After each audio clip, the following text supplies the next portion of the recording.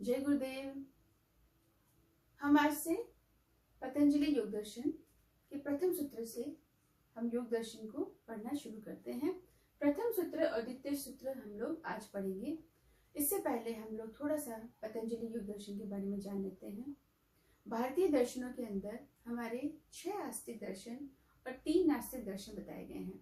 6 आस्तिक दर्शनों के अंदर पतंजलि योग दर्शन जो है ये हमारा एक दर्शन आता है, और इस दर्शन में सांख्य दर्शन और योग दर्शन ये दोनों दर्शन एक दूसरे के पूरक होते हैं, यानी एक सिद्धांतिक है तो क्रियात्मक है, ऐसा कहा जाता है।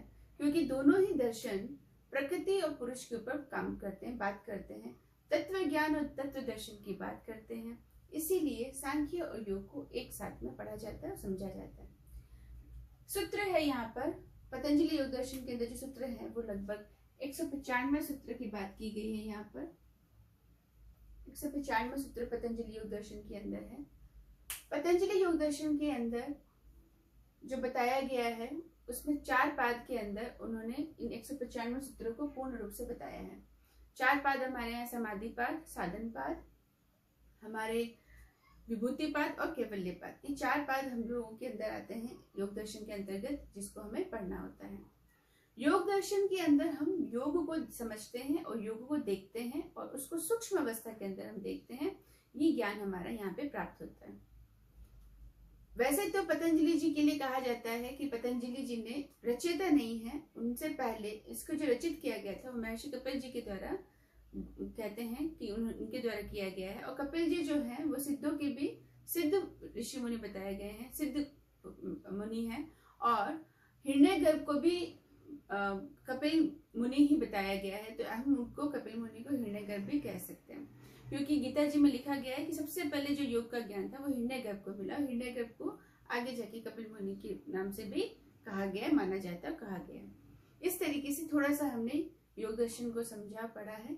अभी हम इसके सूत्रों की व्याख्या करेंगे कि 195 सूत्रों के अंदर हम तो सीक्वेंस वाइज पढ़ेंगे। पहला और दूसरा सूत्र को आज हम पढ़ने वाले हैं कि ये दोनों सूत्र हमें क्या समझाते हैं, क्या कहते हैं। दर्शन जो है वो सारे सूत्रों पर आधारित होते हैं, इनमें श्लोक नहीं होते हैं। और सूत्र का अर्थ होता है कि बहुत ही कम शब्दों के अंदर बहुत ही गहन, बहुत ही रहस्यात्मक और बहुत ही लंबा जो विस्तार पूर्वक ज्ञान होता है वो उसमें लिखा जाता है। जैसे कि प्रथम सूत्र के अंदर हम देखते हैं, बात करते हैं, तो इसमें लिखते हैं अर्थ योगानुशासनम। बोलते हैं अर्थ योगानुशासनम। महर्षि पतंजलि जी कहते हैं अर्थ योगानुशासनम। चलिए अब हम योग की शुरुआत करते हैं, चलिए अब हम योग को पढ़ते हैं, चलिए अब हम योग को जानते हैं, चलिए अब हम योग को समझते हैं।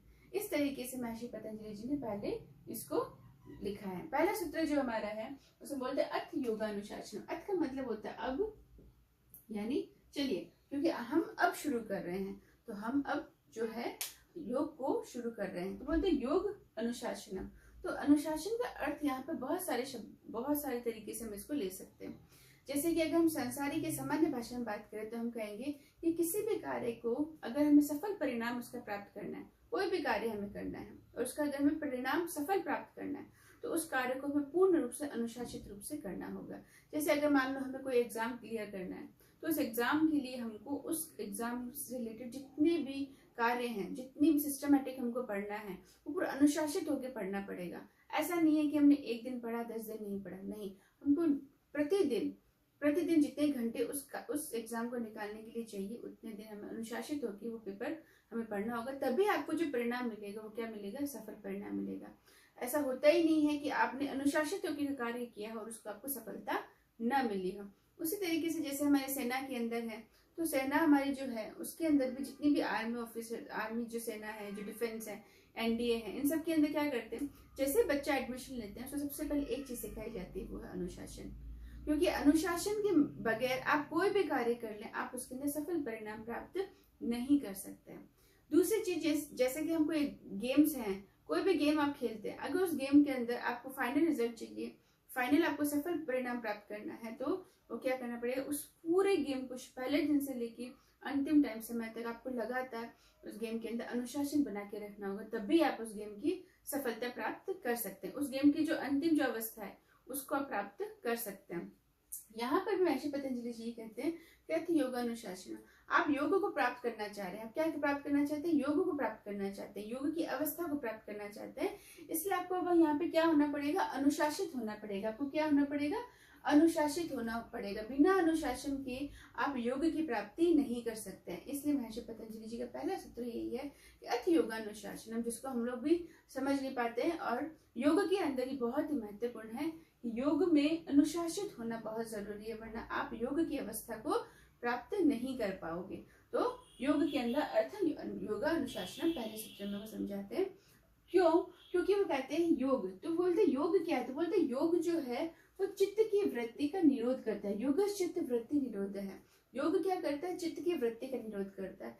चित्त की जो वृत्ति है इसका निरोध करने के लिए योग होना चाहिए, और ये जो योग है इसकी प्राप्ति करने के लिए आपको अनुशासित होना बहुत जरूरी है। क्योंकि ये जो है, ये जो योग की स्थिति है जहाँ पे आपकी चित्त की वृत्तियों का निरोध हो जाएगा, उस अवस्था को प्राप्त करने के लिए आपको शुरू में पहले दिन से ही अनुशासित होना बहुत जरूरी है। तो हम यहाँ पे ये समझते हैं कि हर सूत्र एक दूसरे से कनेक्टेड है। ऐसा नहीं है कि प्रथम सूत्र ऐसा ही बोल दिया गया, क्योंकि प्रथम सूत्र को अगर हमने फॉलो नहीं किया तो चाहे आगे पूरा कितने हम योग पढ़ ले, हम उसको सफल प्राप्ति नहीं कर सकते हैं। ठीक है, तो यहाँ पे हमने ये समझा। अब योग चित्त वृत्ति निरोध के अंदर बोलते हैं आपने जो ये योग जो प्राप्ति करना चाहते हो, इस योग को, ये योग है क्या? तो बोलते हैं चित्त की जो वृत्ति है उसका निरोध हो जाएगा। तो हम इसके अंदर देखो कितनी सारी चीजें समझेंगे। एक तो योग समझेंगे, एक हम चित्त को समझेंगे, एक उसके वृत्तियों को समझेंगे, और ये कैसे निरोध होती है ये भी समझेंगे। तो ये सारी चीजें एक ही सूत्र में हम समझ सकते हैं। और ये जो योग दर्शन है इसके अंदर ये सारी चीजों को पूरा डिटेल में समझाया गया है, पूरा विस्तृत वर्णन है उसका सूत्रों के माध्यम से। योग जो है ये 195 सूत्रों के अंदर हर जगह पे हमको योग ही योग सुनने को पढ़ने को मिलेगा, क्योंकि योग की अवस्था में वो परिणाम प्राप्त हो सकते हैं। दूसरा बोलते हैं चित्त जो है ये भी हम पूरे योग के अंदर दर्शन जो है उसके अंदर चित्त में चलता रहेगा, हम उसको ही पढ़ते रहेंगे और उसको हम समझने का प्रयत्न करते रहेंगे। वृत्तियां, इनको भी हम समझेंगे कि वृत्तियां क्या होती है, कितने प्रकार की होती है, ये भी आगे हमारे सूत्र के अंदर बताया गया। और इसका निरोध कैसे करते हैं ये भी आगे बताया गया। महर्षि पतंजलि जी के द्वारा जो ये सूत्र है इसके अंदर हर एक प्रश्न दिया गया है, फिर इस प्रश्न का कि क्यों होता है, फिर ये कारण क्या है, फिर इसका उपाय क्या है, सब चीजें इन सूत्रों में हमारे प्राप्त होती है। तो समझते हैं हम लोग योग चित्त वृत्ति निरोध क्या होता है। तो बोलते हैं योग जो है ये चित्त की वृत्तियों को क्या कर देता है? निरोध कर देता है।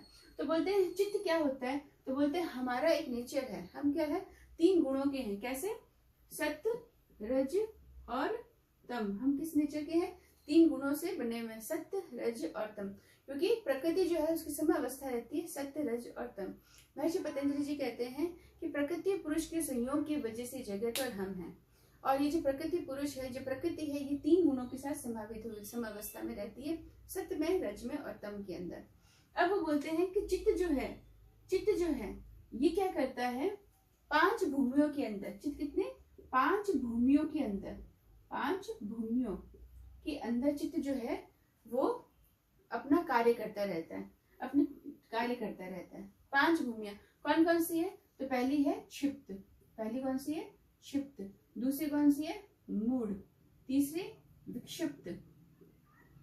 चौथी एकाग्र, चौथी क्या है? एकाग्र। 5वीं है निरुद्ध। 5वीं कौन सी अवस्था है? निरुद्ध। तो बोलते हैं चित्त की 5 भूमियां हैं, ये 5 जगह है चित्त की।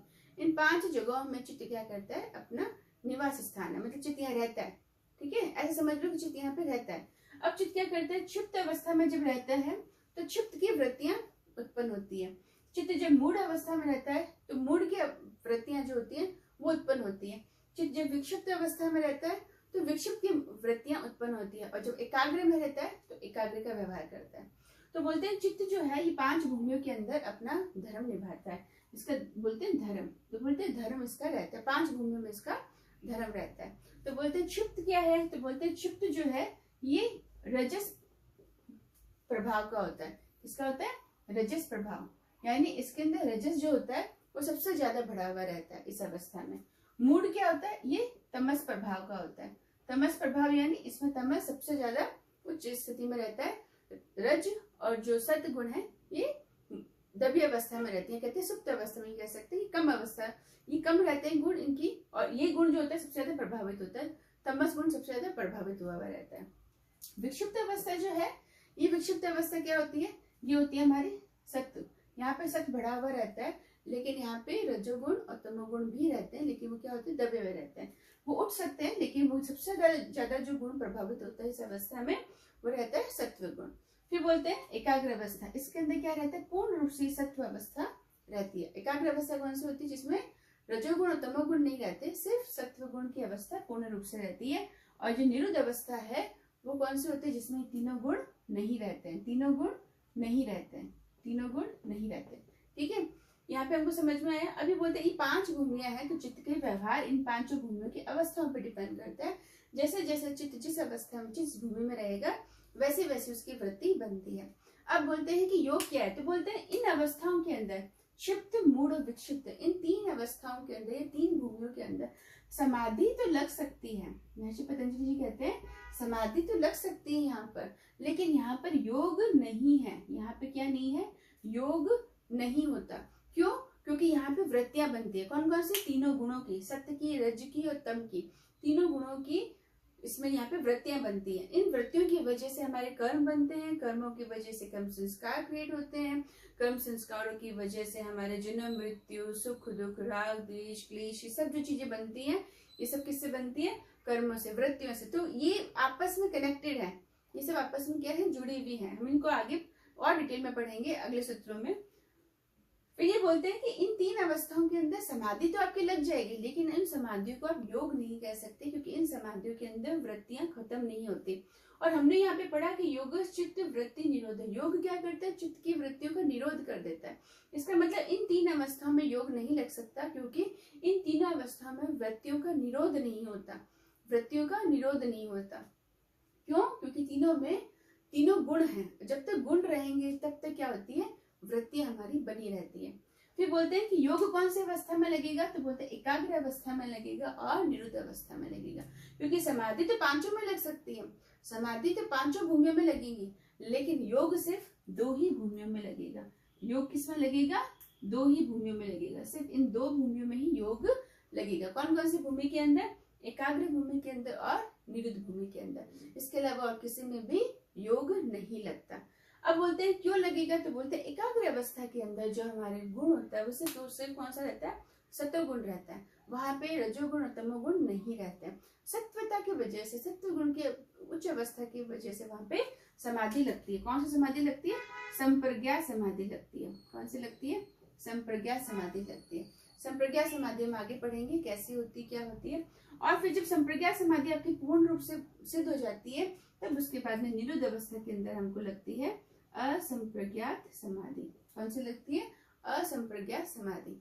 महर्षि पतंजलि जी कहते हैं कि संप्रज्ञात समाधि और असंप्रज्ञात समाधि, इनमें ही योग में आपका आगे जाके वृत्तियों का निरोध होता है, क्योंकि इनके अंदर असंप्रज्ञात समाधि में अंतिम अवस्था ऐसी होती है जहाँ पे हमको ऋतंभरा प्रज्ञा, धर्म में एक समाधि प्राप्त होती है, ऋतंभरा प्रज्ञा प्राप्त होती है, जहाँ पे वृत्तियां नहीं रहती है। जहाँ पे क्या नहीं रहती है, वृत्तियां नहीं रहती है, और जो चित्त होता है वो क्या होता है, प्रकृति के साथ में लीन हो जाता है, और वह वृत्तियां रहती नहीं है, जिसकी वजह से वृत्तियां होती हैं। इन चित्त के अंदर ही जब वृत्तियां रहती है, जब चित्त ही नहीं रहेगा तो फिर वृत्तियां कहाँ रहेगी। इसीलिए कहते हैं कि योग में जो होता है, चित्त की जो वृत्तियां होता है उसका निरोध कर देता है।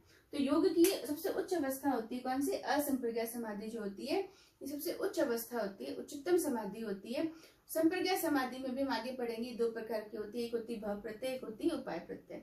अब हम बात करते हैं यहाँ पर निरोध कर देती है। 5 भूमियां हो गई, क्षिप्त, मूढ़, विक्षिप्त, एकाग्र, निरुद्ध अवस्था हो गई। यहाँ पे वृत्तियां कितनी प्रकार की होती है, हमारे यहाँ पे 5 प्रकार की वृत्तियों के बारे में बताया गया है। ये हमारे अगले सूत्र में हम लोग पढ़ेंगे। आज हमने इन दोनों को पढ़ा, अथ योगानुशासनम, योग चित्त वृत्ति निरोध का अर्थ क्या होता है, इनके बारे में हमने ज्ञान प्राप्त किया। अब हम अगले सूत्रों में नया ज्ञान